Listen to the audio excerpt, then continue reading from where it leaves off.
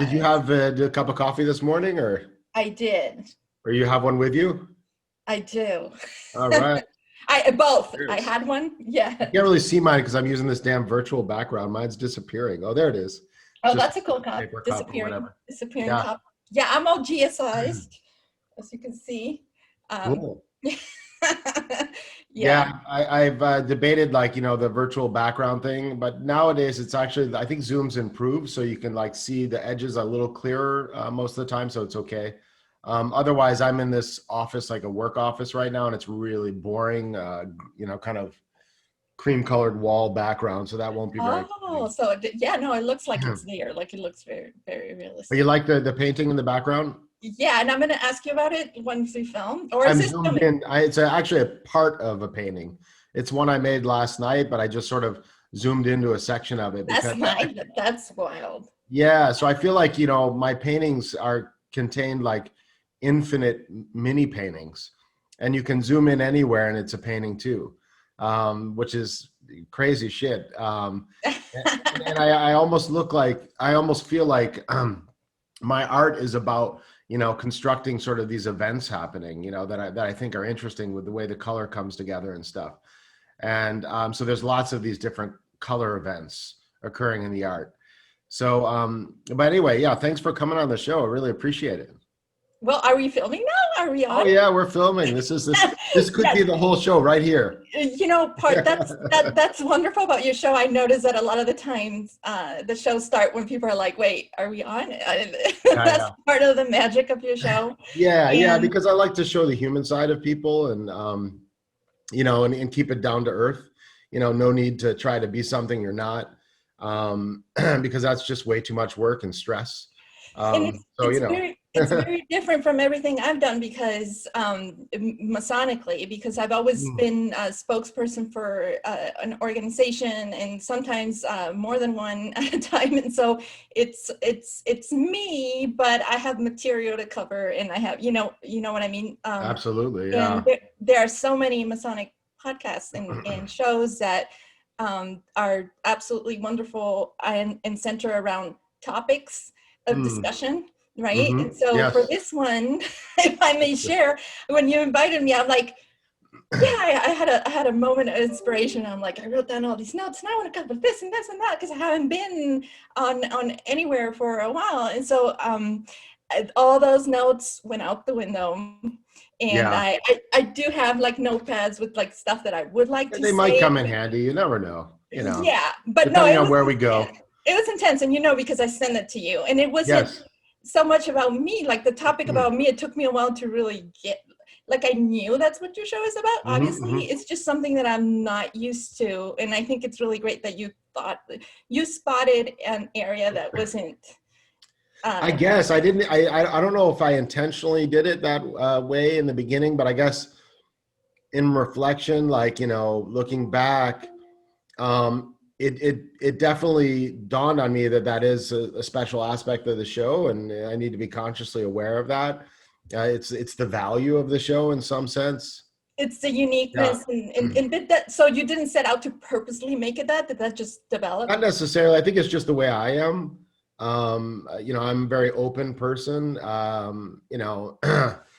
And natural, and I like to just discuss with people, and so it's kind of like somebody who was it? One Mason brother of mine said it's kind of like the Joe Rogan of Masonry podcasts, like something like that, where it's just kind of down to earth. We're just chatting, with all these different kinds of people. And in my show, it's not necessarily all famous people. You don't have to be a famous Mason to come on the show. It doesn't Just really amazing. matter. Yeah, just any kind of Mason. And actually, it doesn't even have to necessarily be a Mason. I Oh, might cool. bring like some Rosicrucians on the show, for example. Oh, yeah, yeah. I have like Peter Dawkins, for example. I want to get him on the show, and he's interested in coming on the show. And obviously, we talk about Sir Francis Bacon and Rosicrucianism and Good stuff. Shakespeare and conspiracy theories about why the U.S. was started. So I'm looking forward to that. That's going to be really interesting. Awesome. So before we move Yeah, on from the art, sure. it's just so expressive there. How long have you been painting? And Hmm. do you do it just for you, or do you show your art? No, just for me primarily. But I've been painting. I mean, I've been doing art since I was a kid. When I was a little kid, I used to draw a lot and draw like things from outer space and spaceships and, you know, weird stuff like that, and the stars. And then my mom because I grew up in upstate New York in Syracuse. So my mom, there was a museum in Syracuse. She connected me to some art classes for, like, you know, gifted artistic kids or whatever. Not that I was really gifted necessarily, but she wanted to promote what I was doing and help me develop more skills. So she put me in that, you know, school, and it was basically, I don't know if it was like once a week I would go to the museum and, you know, do classes in painting or whatever. I hardly remember it. I vaguely remember that. I was very young. I was probably like, I don't know, 7 or 8, something like that. And then, you know, I've always been interested in creative things, you know, interested always in music, you know, through junior high school and high school, all kinds of music. I got into playing bass in college. I played didgeridoo. I played tabla. I played West African djembe for many years. I had a record label about djembe. Oh, wow. Yeah, I was going to ask the drum at the beginning of the show. Is that you? It is me. Yeah, it is me. Yeah. Cool. It is me. It's me recently during COVID too. I was just kind of like getting back into drumming because it'd been years I haven't done any drumming, and recorded that. And I thought, well, this might be cool and different for the show. But yeah, then when I was in college at Boston University, I did a lot of oil pastel drawings, like abstract stuff with color. And then after I graduated from college, I moved to San Francisco, lived there for like 12 years. And I think in the first like 2 years I was in San Francisco, I was doing a lot of Rothko-like paintings, like where I would do, but it was like with airbrush. And I had a big piece of thin wood, like a big piece of rectangular wood. And I would actually tape off sections and measure out the distances. And I would have a certain shade of a color in mind. And so it was all about like the effect of like, here's a strip of this color, then a wider strip of this color, then a really wide strip of that color. And it had sort of psychological impact. Cool. So I did it for fun. I enjoyed it. I made a lot of those, and those are all lost to history now. I don't even know where they are. It would be super cool if you show more on your show, right? Yeah, well, I might start doing the background like this. Yeah, it's yeah. kind of colorful and, you know. Yeah. Yeah, we've seen your living room. What is it? Or your couch in the background, whatever it is, your wall. Oh, you've seen that brown couch? Okay. Well, I know that it's your house in the background, so it's nice to vary it.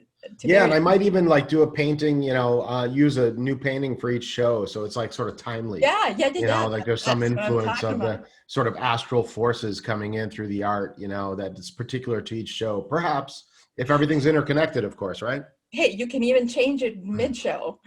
There you go. I could have a looping video. And I was debating. Let me show you the other zoom in that I was debating. I chose this one, but I'll actually change it live during this show. Here we go. There's the other option that I was thinking of, which is another part of the painting. Those look like massive brush strokes. Was that like a really big brush? Well, I actually use I use a trowel. You know, very Masonic of me, right? So, painting with painting your little trowels, right? But I use a palette knife, you know, or trowel. Yeah. I don't really like brushes so much. I don't know why. I don't know. It just seems too flat to me. I can put more emotion into it and intensity with the trowel. Interesting. And I really see like color as kind of erotic. And so I try to bring that sort of eros into the art through the color and the blending of the colors. Cool. I see the theme over here, and the bottom matches somewhat the theme on the top of the other one. That's right. Yeah, because it is one piece after all. Oh, but cool. Those a zoom in. So so that's fine. So I got like 150 questions for you. No. Sorry. Last question. Did COVID have anything to do with you starting this project? Oh, definitely. I think so. I mean, since COVID started, I think I've been in a creative period. I mean, maybe a lot of people in the world have been. In fact, when I went to the art supply store, you know, a lot of the stuff was sold out, has been sold out, like canvases and stuff. And they say that everybody's doing art now. And they're out of supplies. That's probably cathartic. And are there art of supplies even? Wow. Yeah. Wow. So it's been, I mean, look, I developed Just Mason's show during this period. Perfect. You know, the Esoteric Sundays page. I mean, we already had that group going in my lodge, but then we went online during COVID, and that sort of developed into its own sort of space in a way. So yeah, a lot of creative activities during this period, which is awesome. I love it. But, you know, honestly, the last month or so, I've been so busy with work.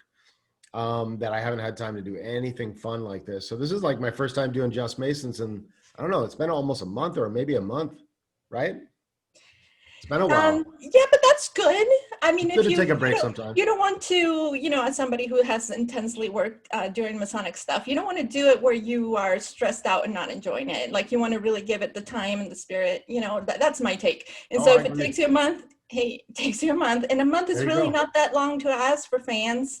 Yes. And of your show, and it's like, hey, you did enough. It's really a service that you're doing to everybody. So I mean, I don't feel as a audience member we can go, hey, it's been Jeremy. Hey, come on, Jeremy, you're slacking. This is ridiculous. I'm never watching your show again. I had to wait too long. Yeah, I mean, maybe people ask would like, laugh at. hey, what's going on? Are you going to put another show, right? But Right. yeah, that's my take. Like we are very charitable with our time in Freemasonry. We people who have done things like this, so I definitely relate to me. Yeah. And sometimes, a break is needed because, for a period I was putting them out quite heavily. I mean, there was times where I was putting 2 a day out.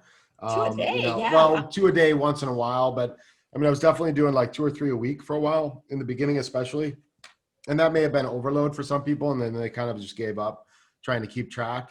And so maybe it's better to take a break like this, step back, let people kind of breathe a little bit, digest, do some other things they had to do. And then they'll be excited when they see a new one. Yeah, Because that's a good point. While. It's true. It's true. Yeah. If you take, a little while, it creates that like, oh, when is one going to come out? Come on. And then it comes out and it's like, yeah.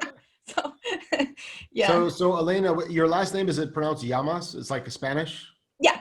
Llamas. Mm-hmm. Elena Llamas. Okay. I don't mind if you want to call me Llamas. I mean, but you asked me. No, I want to call you by your right name, by the right pronunciation. Yeah. Llamas. Like mine is Chevrier. If you want to get French, you don't pronounce the last R. Chevrier. But in fact, if you look, and I've done the genealogy, a couple hundred years ago, it was actually Chabrier. That's the original French name with a B. But like in a lot of cultures, the B and the V get kind of mixed up. Is it Chavrier, Chavrier, Chavrier? Which one is it? The B and V, even in like Sanskrit, the actual pronunciation of the V or the B is actually somewhere in the middle. It's like va, va. It's almost a B, but it's not, and it's not a V either. So that's where a lot of that BV confusion comes. But the older version is Chabrier. And so are you close to French culture? Like, is this way in your background, or is it? It's my dad's side of the family. And, obviously they first came into Canada from, what I've figured out is like Nice, southern France. So that side of his family came from southern France. But I've done a lot more. Well, I've done a lot of genealogy research on that side of the family, but a lot of the more interesting stuff has come from my mom's side of the family. My mom's, sort of mother side is Ashkenazi Jewish. And then, but also my mom's mother, my grandmother, married Earl Hammond, which was English, Hammond. And that is actually the Masonic line of the family. So Hammond was, Dr. John Hammond was the royal physician of King James I, and his son, I think a Freemason. And I also have an uncle, Earl Hammond, who was a Mason. He's the only one I know of in my family directly that was a Mason, other than if you go back to the sort of nobles and stuff that hung out with the royal families on the Hammond side. And also Sir Thomas More seems to be in the family line also, as a great grandfather of mine. So that's all on the Hammond side though. Wow. It's very interesting. Wow. Yeah. I love genealogy. Me too. I am not as into it as other people, but I have had I've had my DNA test and done some, just a little compared to what most people do. So what's going on with your DNA? What's going on there? I wish I had the numbers right on here. You don't need the numbers. I mean, like what things sort of popped in your mind when I said that? I don't have a lot of mix, frankly. Really? I'm about 36% Native American. And, Native American, very cool. I have a lot of respect for Native Americans. Cool. Me too. And the rest is European, Iberian Peninsula, some southern France we Oh, wow. share, Okay. and Spain. Yeah, Oh, a mix. interesting. And I know a lot of people get crazy results, like, Yeah. and this percent from there, and this percent. Like, no, Yeah. mine is very like, this is it, which Yeah. coincides with the family history. Like, it just confirmed who I am as far as Wow. my background. Yeah, and Wow. the Native American it's a bit all over, and the results mean the whole continent. And the Wow. most immediate culturally would be my paternal grandfather, who his line, his family had a Huichol background, and so Where's that? What part of the country is the Huicho? it's Mexican tribe. Oh, Mexican Native American. Yes, yeah, that's what I mean. It's the entire continent. I have some Chilean, which if we get into my background, which we will, because I know this is your Yes, we show. will. Yes. We In will. fact, that's the first thing on our agenda today. Yes. Your background. Yes, my background. So let's just. So we want to learn about you. I mean, it's going to be a surprise to some people that you're a Mason, and we'll get to that. Yeah, tell me about your background, like, you know, and how you, I mean, have you always been interested in sort of esoteric things, or, you know, things that might be related to Masonry, like, you know, a little biography of yourself. Who's Elena Llamas? Where does she come from? You know, what happened? What How did you come to be who you are today? Yeah. That's a kind way to move. What the hell happened? No, yeah, in 30 seconds. No, just kidding. No, well, I grew up in two places, California and Mexico, in Palo Alto, California, and Mexico City. And as a baby, I was in, I lived in Stanford University housing, which is an interesting fact. I have memories later on as a kid, because my parents, which each of them come from very poor, you know, struggling, humble families themselves, were quite bright people, and they ended up getting, both of them, PhDs in economics there, and later became researchers and authors. And so I've been close to that academic culture. I grew up in it, you know, books from floor to ceiling, every wall, pretty much. So, yeah. I've been criticized as being too academic in the workplace sometimes. Well, you know, it depends how, I think academia, especially government, you know how it is. There's a certain kind of language that's used in government documents, like technical documents, and they don't want it to be super colloquial. They don't want it to be academic. They want it somewhere in between. In between? Yeah. Well, I have a legal background, as we'll get into it, and I really like the emphasis on talking to people as people. I have a strong training that way. I had a brilliant professor who always say, like, look, if you're going to explain something, explaining like you're talking to your mom about something that she has no idea what she's talking about, and you really need to bring it to that level where you're making sense to common people, because if you start like talking too abstract, or you lose people. And so I know where you're getting. You're going from, I'm like super like straight to the point, and if anything, I'm not as flowery as a lot of academics can be. Do you have shorter fingers a little bit, or long fingers? Because, you know, in palmistry, if you have shorter fingers, that means you like to get to the point. Oh, I have very long. You have long fingers? Yes. Really? Interesting. Yeah. So because supposedly longer fingers is like you're into the details. Well, I am into the details. Okay. I am there very into detail. Like particular way you like to hang your coat on the hanger and things like that. Those are people with longer fingers. Right. Sorry. You can. It's not impossible. But you can get to the point on the details. There you go. So I was telling you about my mom and how I visited Argentina one time as a teenager to meet all the family, and we went to the Buenos Aires Metropolitan Cathedral, and Jose de San Martin was laid. He has like a mausoleum, like a structure there where he was laid to rest. And he is a great Argentinian liberator. We're talking founding father thing. And my mom, I remember sitting there with my mom looking at the cathedral and going, and she told me, well, the thing with him is that they didn't bury him on Catholic grounds because he was a Freemason. And Oh, wow. you can't, the church wouldn't do that. And I'm like, No, what? those evil Freemasons, right? Right. No, turns out he was kind of sort of a Freemason. He was really a liberator. And there was this lodge, and my mom tells me all about, she loves this part of history, of Latin American history, where a lot of Masonically influenced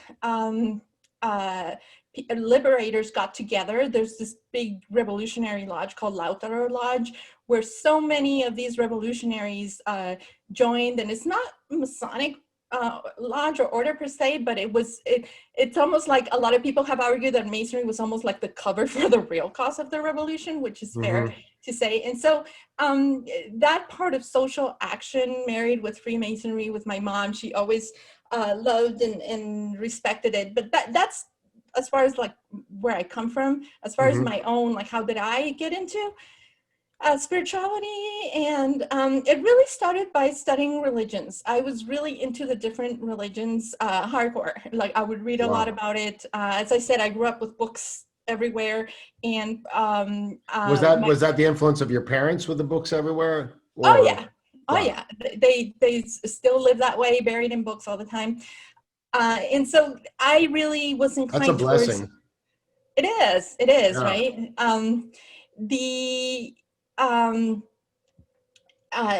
Spiritualness came also through the influence of my aunt, my mom's sister, which I'll get into. I think you'll find it interesting in your viewers because it connects to co-masonry, which is my branch of Freemasonry, very well. And you see how the little coincidences along the way, right? And so I really first got into the history of religions, so much that you have no idea. Like really, like I read avidly about it.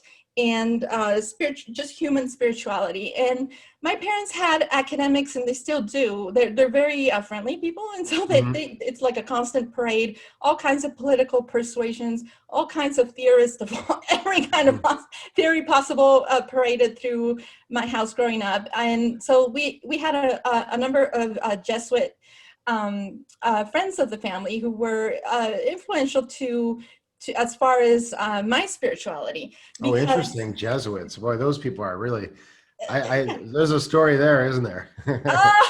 Yeah, there's a story and it's complicated. Yes. One of them, one of the most, like the most beautiful memory I have is two. I have two, but the most beautiful one I have is that one of these academic Jesuit friends of the family, started to talk to me and my family about baptism and the significance of baptism, and how, I was baptized as a baby, but the significance of purposeful baptism, like once you're aware what you're doing, right? Right. So I was 13, and we decided that I am getting baptized, and he's going to do it, the Jesuit. And so we gathered the family. It was a big deal, big meal celebration. And my mom has a fountain, like a garden fountain. And so we all gather around. And the funny story about this is that I'm there. There's a ceremony going on, and the Jesuit grabs my head, and he starts really, the intense part of it. And down goes my entire head into the fountain, which cold water, which my immediate reaction was to pull back, okay. Sure, oh my God. And he keeps holding it. He's like, no, you're not coming out. Entire head. And I'm like, okay. I didn't grab a big breath, and I could hear the talking through the water, I could hear him going on, and his head is his hand's firm. He's like, you're not coming up until you're ready. And that was intense because, I was aware of what's happening, but I was 13. So that was, I remember that moment. It's really funny. Then I came up, and I'm sure people giggled inside themselves when they saw that. And it was profound. I had a profound sense from them. Although I have to say the caveat is that where we land on various conclusions with these specific Jesuits could not be more different in a lot of cases. And I think they would be proud of that, because if anything, they're about learning how to think, not what to think. And so I appreciate that legacy in my life. And which aligns well with Masonry. Perfectly. And the concept of combining religion, spirituality, and social yes. And so that in science, social science, really, right. that was really influential to the point that I decided to read the entire Bible, like every page. That's a big project. It's a big project. And so we consulted one of the Jesuits, and he's like, read the Jerusalem Bible, which is a Bible, fairly new Bible that has a lot of research on it. The Jerusalem Targum? Is that the Targum? What they're called? The Targums? I don't know. It's one where Tolkien, the author, collaborated. There were a lot of researchers that went.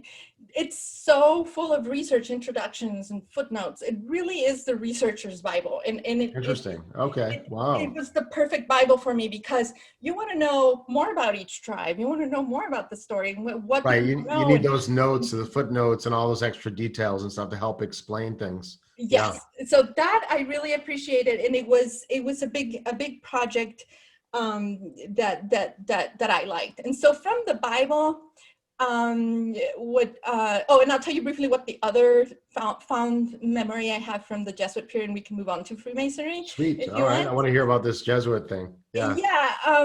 One of them had started a spiritual discussion group, which is much like a lot of Masonic groups that meet for study, right?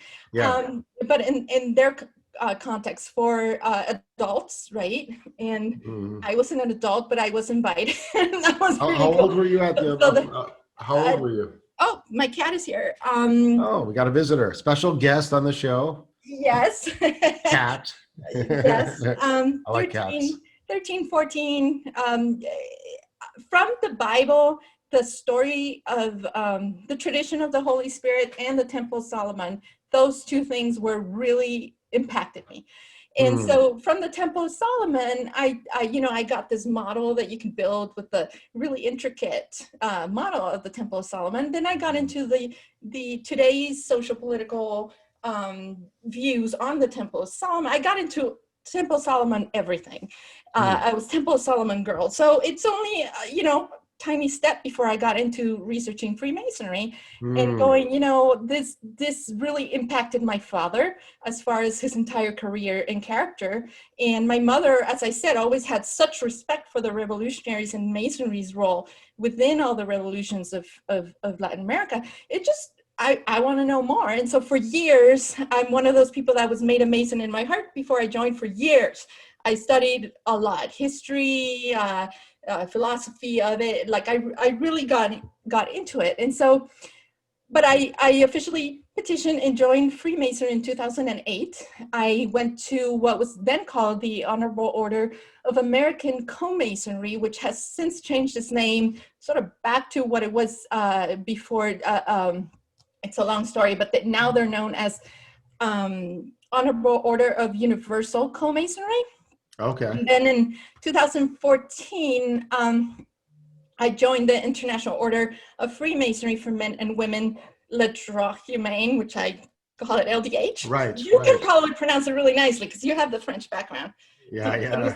Can you say what is it? The droit humain? The droit humain, the human right is the term. Yeah, droit humain. Yeah, human rights, yeah. Well, so the other super hardcore spiritual influence was my aunt, as I mentioned in passing, and she lived with us. This is my mom's sister, and she's an artist. She would be all over your background right now. She was the esoteric one, and she is esoteric. Because I told you all the Jesuit, the more. Sure, yeah. The esoteric spiritual practice, which is completely different in character, as you well know, that influence came from my aunt, and she's an artist. And one of the things she's really into is the Theosophical Masters, and specifically Saint Germain, which is sort of the main one. And her art is, a lot of it is about Saint Germain. In her house, I joke that it could be a shrine to Saint Germain, because she does have areas of the house where it's all about Saint Germain. So that is, I never adopted that belief, but I was certainly very exposed to it. And what I was talking, for people who don't know who Saint Germain is, we're talking looks like he existed, but maybe not, person in the 1700s, alchemist, magician, rumored to have done, Superman. yeah, basically. And so done everything and been behind all kinds of conspiracies, right? And he Just was imagine. Jesus, and he was Krishna, and he was everybody. It's the same character. Yeah, yeah.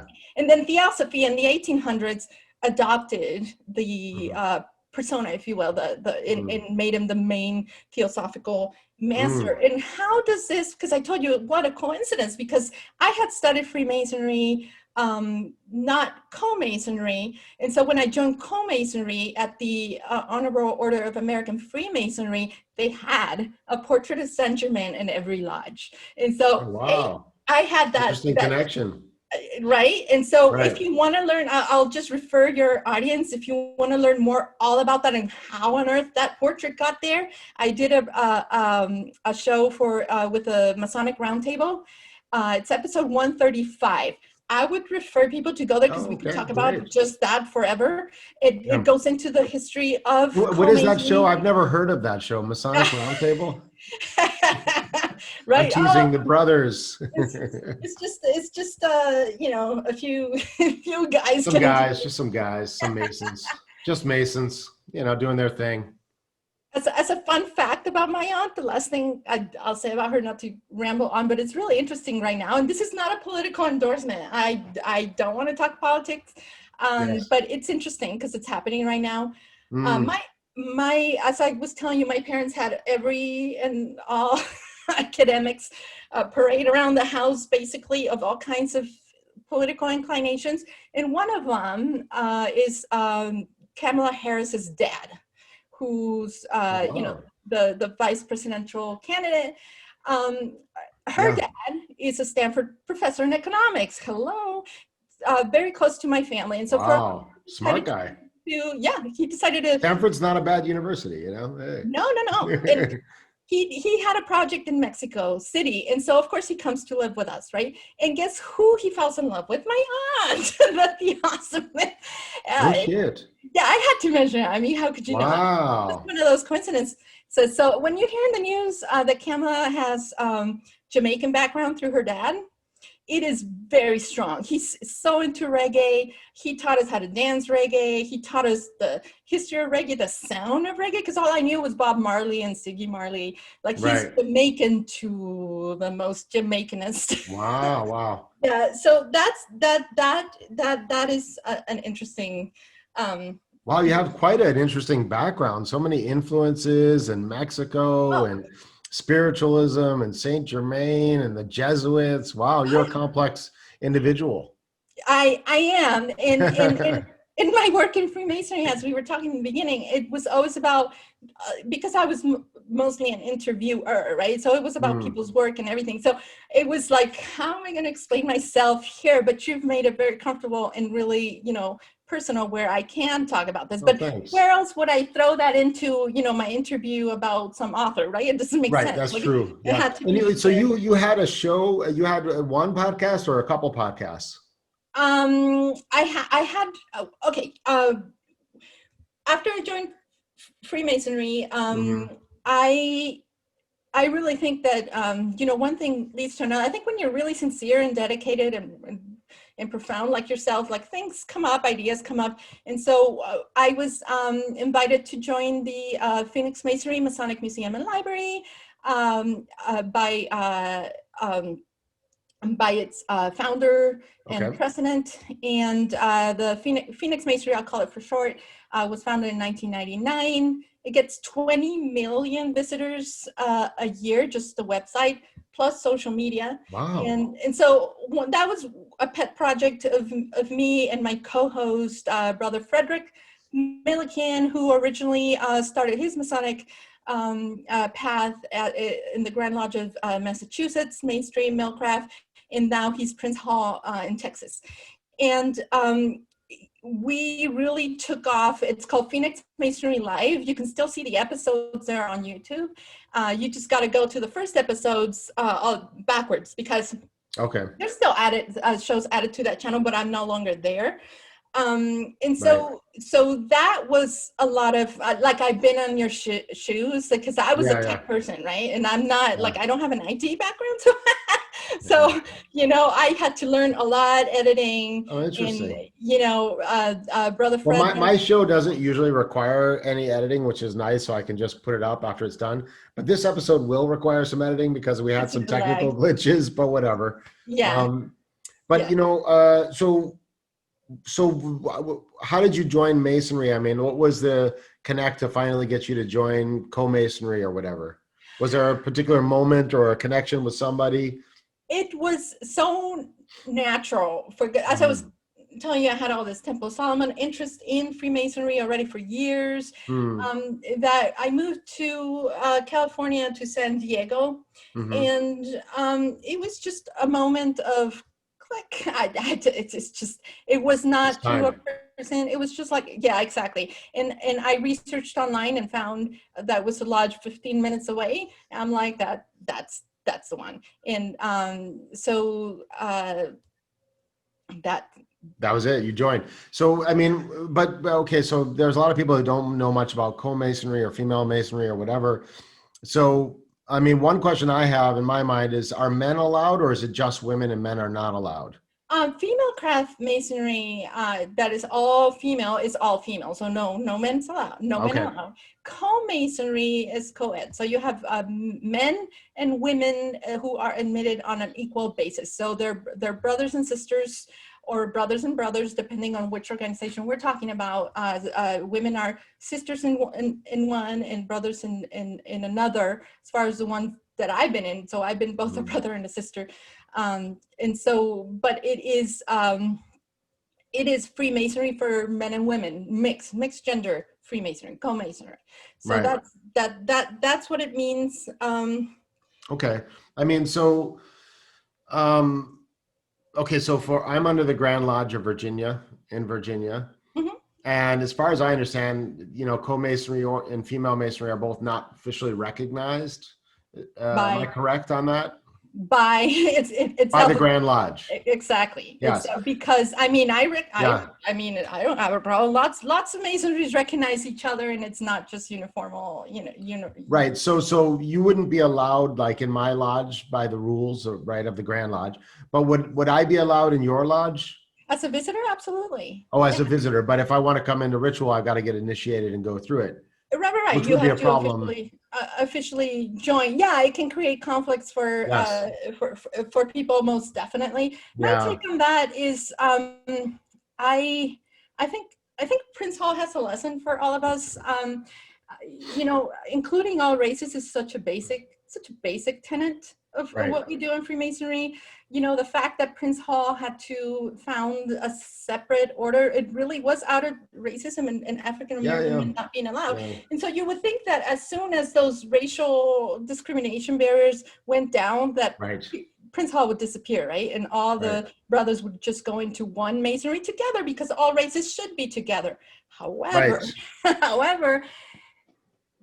African American Freemasonry, as in Prince Hall Freemasonry,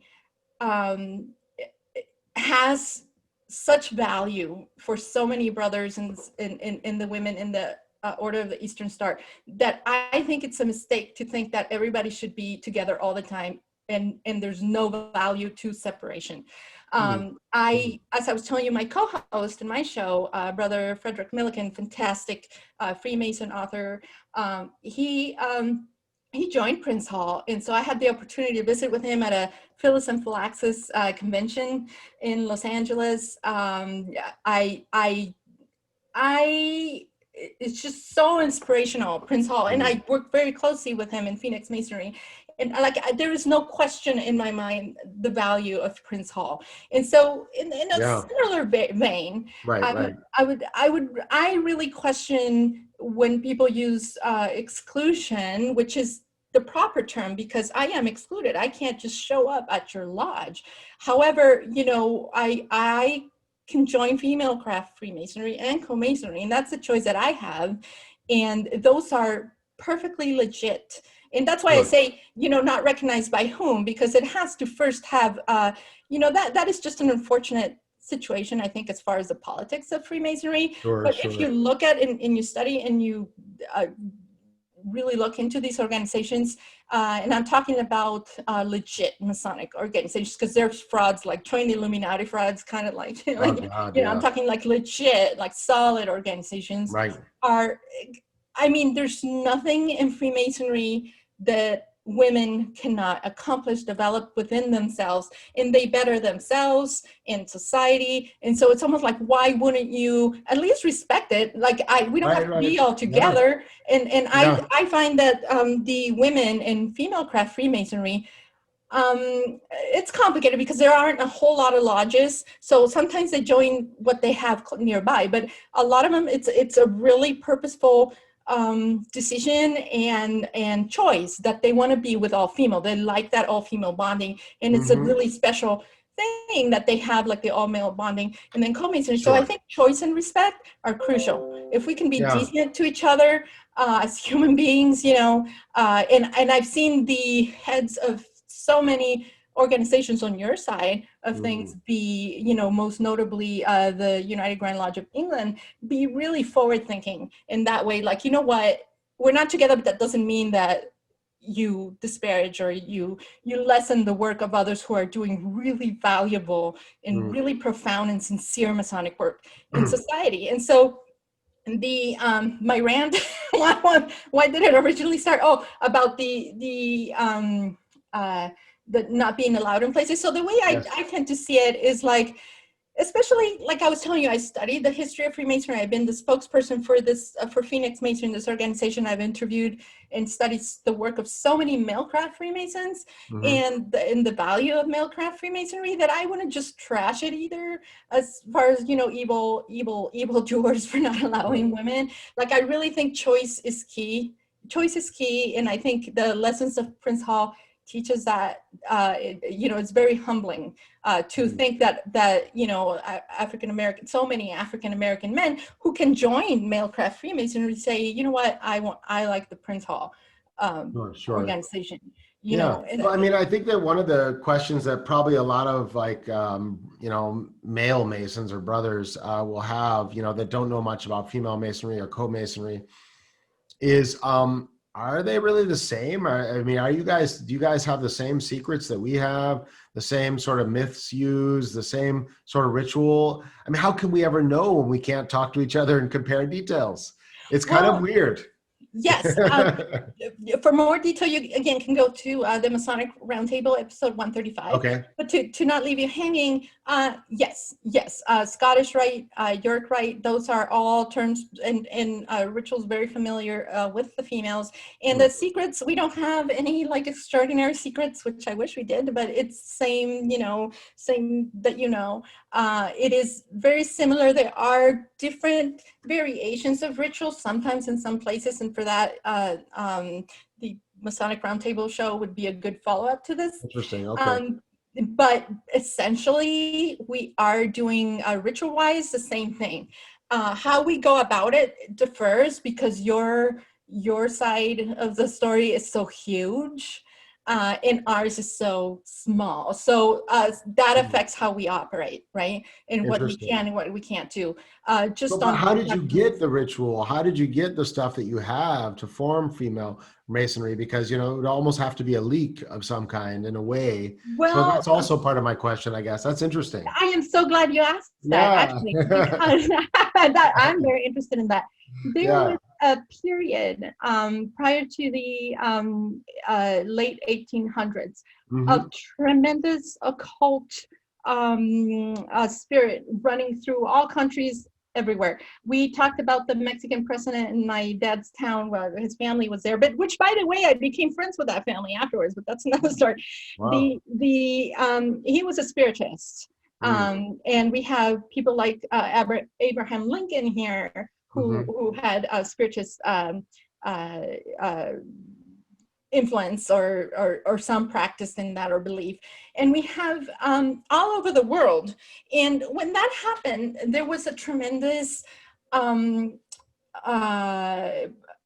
wave of creativity in Freemasonry. There were jurisdictions came and went, very colorful ones. I would refer your audience and you to a book called The Lost Rites and Rituals of Freemasonry by Dr. David Harrison. He's a UK Masonic historian, UGLE member. And if you read that book, you'll see just how creative and how much Masonry was changing at that time. It was a huge movement, and this is just prior to co-masonry, as far as LDH beginning, because they had been co-masonries, apparently smaller versions of it here and there in Europe, in different parts that we have just more recently learned about. But as far as the lasting institution of LDH, it comes just immediately following that period. So the fact that, as we mentioned before, that a portrait of Saint Germain would show up in lodge in that context makes sense. It's a scandal, frankly. If you take it out of context, it's like, what, how, like, why, right? If you look at historically what was going on, you go, oh, well, guess what? There was also this jurisdiction, that jurisdiction, and they were doing really some of the stuff, I would really, if you don't want to get the book, you can see an interview I did about the lost rites and rituals of Freemasonry. If you search it on YouTube, under that title, The Lost Rites and Rituals of Freemasonry, I did an interview with Dr. David Harrison, and we go all into that period. And so it's complex, and there was a backlash to all of that creativity, and as well. So there had been reactions, and female craft is a reaction. It's a counter reaction to that.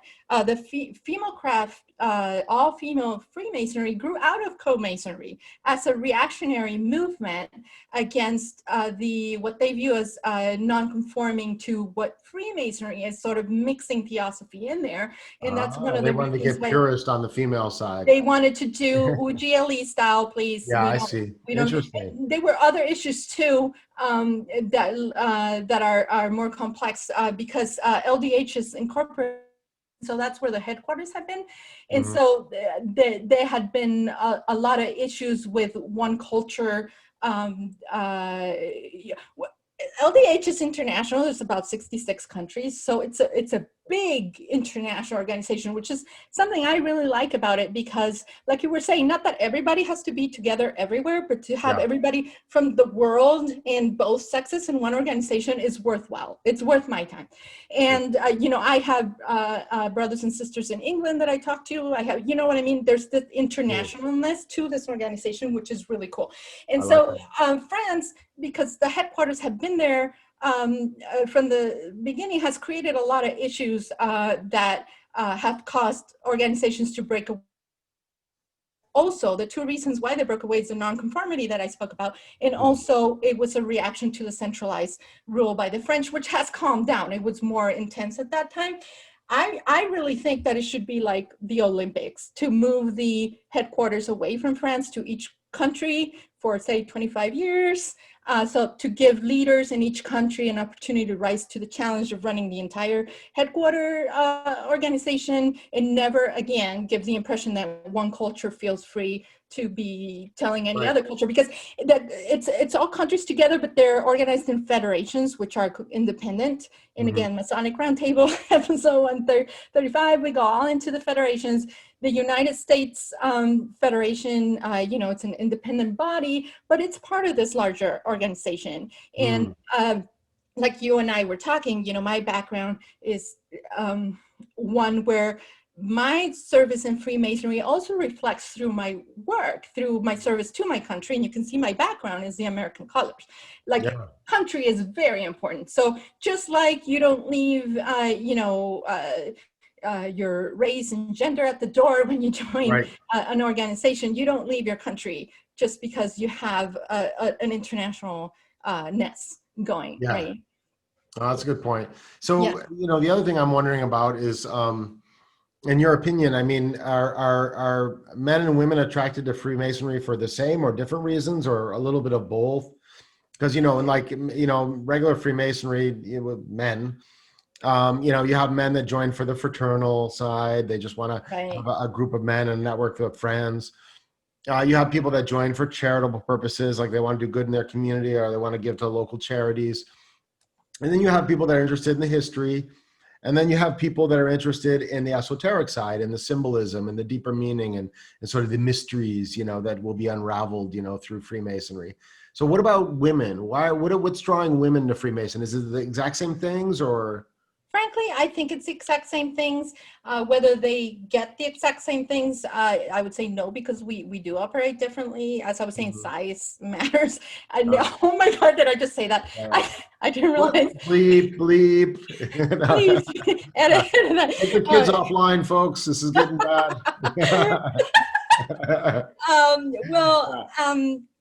I think that essentially the same motivators are there. One thing that I've seen different, which is cute, I think it's cute, is that in co-masonry, sometimes couples join.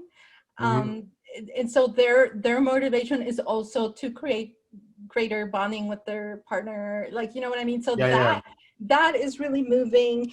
I have, you know, female craft masons obviously join for the female experience and the female bonding. No men's allowed, right? That has its own magic. And so obviously that is different. I have done blogging, and I've written Masonic poetry. And if I can read you just a really quick paragraph. Sure, yeah, please do. About my joining. This is a poem I wrote after I was initiated. And you can see how the motivators, this could be anybody on your side, I think, saying this. So it says, I am blind. This is part of a super long poem, but I'm just going to read this part. I am blindfolded and I choose to be, for I want to follow Washington. Franklin, Mozart, they could not see, for they too had their sights taken as they knelt upon one knee. I am thrilled and happy to be led by hand, round and around by my aid. I'm finally here, joining this band, blinded, but I'm not afraid. Nice. So you can see, you're talking about. We do have things in common in Mason. Yeah, I mean, obviously, yes. This is, you know, of course, my show with you, and so this is my motivators. You know, Washington is a big inspiration for me. Obviously, you know, federal worker. I love the arts in Freemasonry, so Mozart is in there. I love the revolutionaries. Franklin is in there. So you see that the spiritual side of it, wanting to contribute to society, all of that. I find that largely the same things that motivate women motivate men to join. Fascinating. Now, do you find like, and I don't know how to say the difference of men's Freemasonry. You know, I find that it's always a small percent that are interested in the esoteric stuff, like a smaller percent. You know, it's like whatever, 10% or 20 that really care about that and dig into that. Do you think it's also a minority amongst the sort of female Masons? And no, and that comes from our background. That's why I understood your question as what initially motivates people to petition, but once you join, you get a different experience. It's not the same. And part of it has to do with our background. Like I was talking about, that where we come from is this highly spiritualized, and I wasn't going into here in detail, but I did in the Masonic Roundtable, again, episode 135. You know, co-masonry. Are they paying you? Are they paying you? Oh no, it's shown.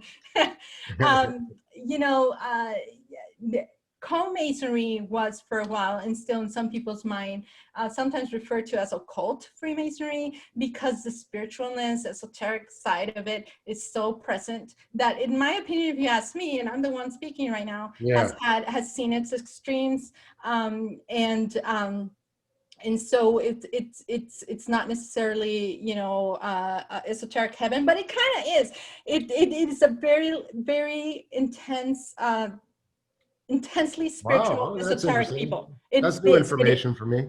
Today it's intensely, almost by definition, if you're a co-mason, you are very into the spiritual stuff, and learn that way. And the reason why I mentioned the extremes is because way back in the day, when theosophy came in very strongly into co-masonry, there were issues, like I was telling you, there was even organizations like Female Craft that grew out of that because they were saying no thank you, because at one point in history, if people research the history of theosophy, it did get kind of cultish, let's just be honest. And so I would have fled too if I was in that period, but that's not the period anymore. However, the enormous and positive legacy of all that has been a culture of spiritual enterprise in co-masonry that is very pronounced, way more than in your side of the aisle. And I interact with a lot of brothers like you who are that way. And so that's what I'm used to, but I'm very keenly aware that, like you said, is a minority on your side, right? Where it is. And maybe it's more like female Freemasonry, because co-masonry, you're saying, is a little bit more deep and spiritual and has more of a focus on that. But the female, since they wanted to do the sort of more regular old-fashioned version of masonry, maybe they're not as deep. I don't know. It would be a mistake to generalize, to lump them all together. I understand. But if we're talking about the Honorable Fraternity of Ancient, did I just say American? That's hilarious. HFAF, the Honorable Fraternity of Ancient Freemasons in England, they are definitely more aligned with Mailcraft Freemasonry and Ujjili style Freemasonry. We'll focus on morality too. Yes. Morality, moral compass, big deal. Big deal. That's the foundation for everything. I mean, the whole idea of, that being the sort of initial Blue Lodge filter is, developing that sense of morality and kind of also vetting, brothers to make sure that they have good morals and good character before they join, is because there are higher level, deeper, more esoteric or occult secrets, especially in some appendant bodies and different orders you might join. But you need to go through sort of that initial filter, because you don't want to give pearls to swine. Basically, you can be very learned in all kinds of currents if you don't have a moral compass. Like, I don't know what you're nobody can trust you. Having a moral compass is the basis of spirituality. It's the basis of my spirituality. Yes. It's the basis of everything I do. And it is the total foundation. It's totally necessary. It is very important. So another thing, okay, so what about, now just going on a different tangent, but kind of connected obviously to masonry, is I just want to get your thoughts on ritual, what it is to you, why do we do ritual in masonry? What's it all about? Well, I was talking to you about how I read the Bible and the notes and all of that. And I think it serves, in my view, a similar purpose than the biblical stories that have come down to us. These are stories that have wisdom in them, and in ritual you do them kind of like the baptism, like there's a difference between being sprinkled with water as a baby than being dunked in your mom's fountain as a teenager. Like, there's an experientialness in going through ritual that is like none other. And these stories, the deeper suggestions, right? Suggestions like you as a person ponder upon that, right? And so there's sort of guides, or this happened to so and so in this biblical story or this ritual, but what does that mean, right? Right. What does that mean? Yeah. So you're always being stimulated in the ritual. You're always seeing new levels and new stuff each time you go through different rituals and witness them. And I really have to refer back to my biblical study that I found that in words, not living, it would be awesome to have like some kind of recreation of those, which we do. And in Latin America, there's a lot of plays and biblical plays and things like that. And I do have a strong background in theater and music as well that we didn't get to. I minored in music in college. And you play an instrument? I sing. Really? Wow. Yeah, I sing. And so you want to end the show with a song you can sing? No. Put you on the spot. That'll be real exciting, right? I read you a poem. Hey, don't push it. Don't push it. But the arts are super important as an expressive. Yeah, absolutely. I completely agree. Side of things. And the Phoenix Masonry, the show that we did was a very great creative outlet, as you well know, as you know the show. So that creativity, I feel, plays a part in how we interpret. What I'm trying to say is that you take the stories, you take the lessons, and then you integrate them into your character somehow, because that's the lesson. You know what I mean? I don't know if I'm making sense, but I'm making sense to me. You are making sense. Same thing with history, just flat out history of Freemasons. You know, like if you think about our founding fathers that were Freemasons, you know, just reflecting upon different aspects of Masonry integrates stuff into your character. I'm convinced of that. You know, it's an experience in itself. Are we getting close to time? Yeah, we are. But I have just two other questions. Maybe we could just briefly talk about. Is you know, do you think we're in a special time right now? I mean, obviously there's COVID and everything, and there's some other things going on too, right? I do. I do. What are your thoughts on this time we're in, just in general? I mean, the COVID time, it's extraordinary in very negative, very tragic ways, and Masonically in really amazing ways, like your show, like thank you. That's sweet. Refracted Light, which you and I participated in, the group online, that fantastic. Basically, the Grand Lodge is shut down, and Masons went, what? Well, we're not going to let it shut down our education and research and sharingness and togetherness, and that is amazing. As far as on my side of things, this is absolutely a special time. It has been a special time for women Freemasons in this country since 2017. We had the first ever state Grand Lodge for women come up in California, which, I mean, if that catches fire, that would be pretty spectacular. Right now they have 3 lodges, and it's the Women's Grand Lodge of California.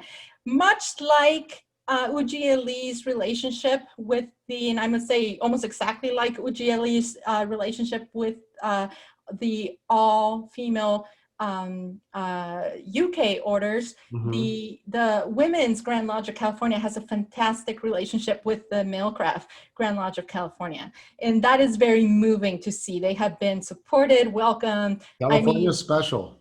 Oh, California it's super special. I spent a good part of my life in California. Oh, where? Like almost half. Oh, wow. Yeah, well, I grew up in well, I was born in upstate New York in Syracuse, but when I was 1, I moved to Santa Monica. Nice. I lived there till I was 7 by the beach, Venice. And then after college, after I graduated from undergrad school from BU, I moved to San Francisco and lived in San Francisco, I think almost 12 years.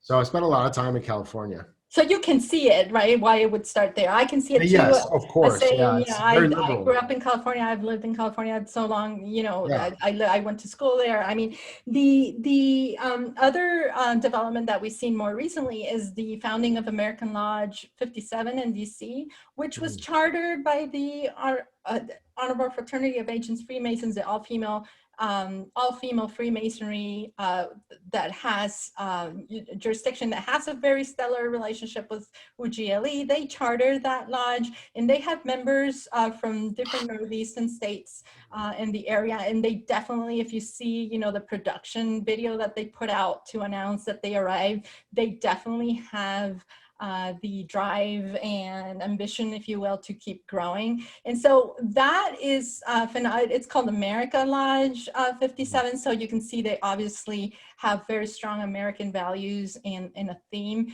And it would be interesting to see what happens with these organizations, whether more come up or not. I think choice for women Freemasons is so important, because the raw material is there. We have bright women, capable women, sincere women that are ready to go. They just need access. And so more organizations and sincere, serious, lasting organization. It creates a free market in Freemasonry, and I'm all about that.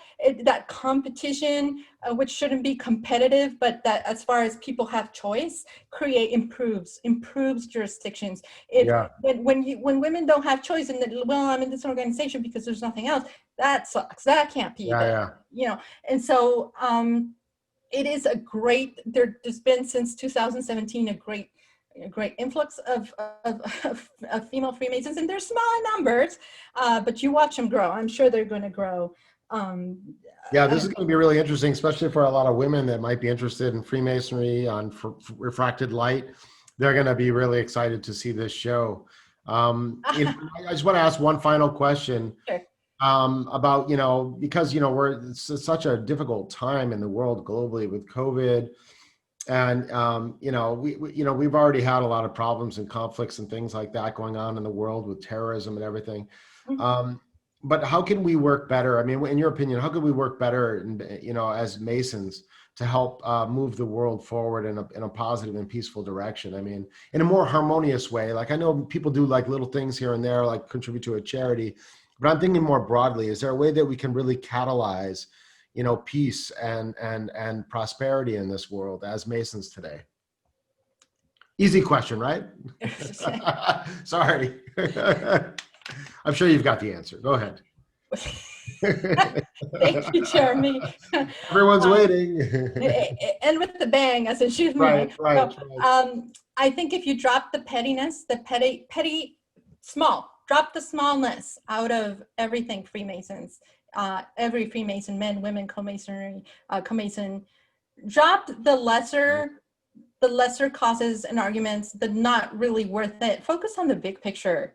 Like, question what you're advocating and what you're putting out there in the world, and make sure that if harmony and peace, like you were saying, is the goal, then, maybe you don't need to disparage women Freemasons, for example, or male craft Freemasons, because it goes both ways. Yeah. There is a lot of passive aggressiveness. There's a lot of welcomeness and true spirited heart from co-masons to female crafts, but there's also a lot like, why would they exclude men, right? Again, that word exclude. It's not that they're excluding, in my view, is that they are uniting in their female group, right? And so I get that too.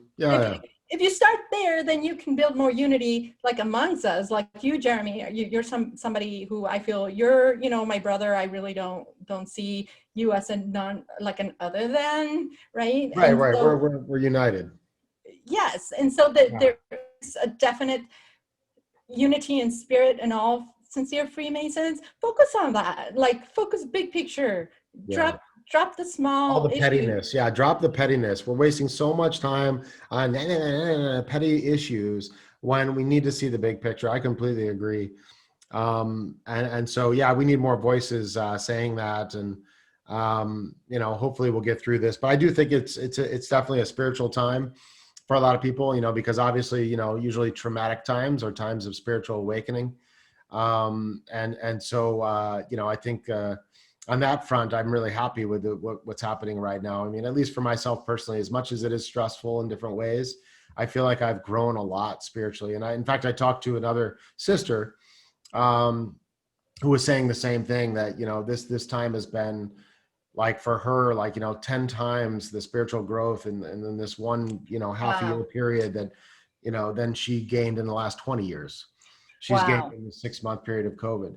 So, so there is an opportunity here, definitely for spiritual advancement. It'll be interesting to see how society comes out of this, right? Yes, renewed, indeed. What, because right now we're undergoing that transformation of, okay, this is happening right now. I'm looking forward to it ending someday. And sure, I hope it ends. God. All your art. Sometimes I get nervous. Like, are we going to be wearing these fucking masks for the rest of our lives? Is this like a new world we're entering? God, and will there be new diseases even worse? And no.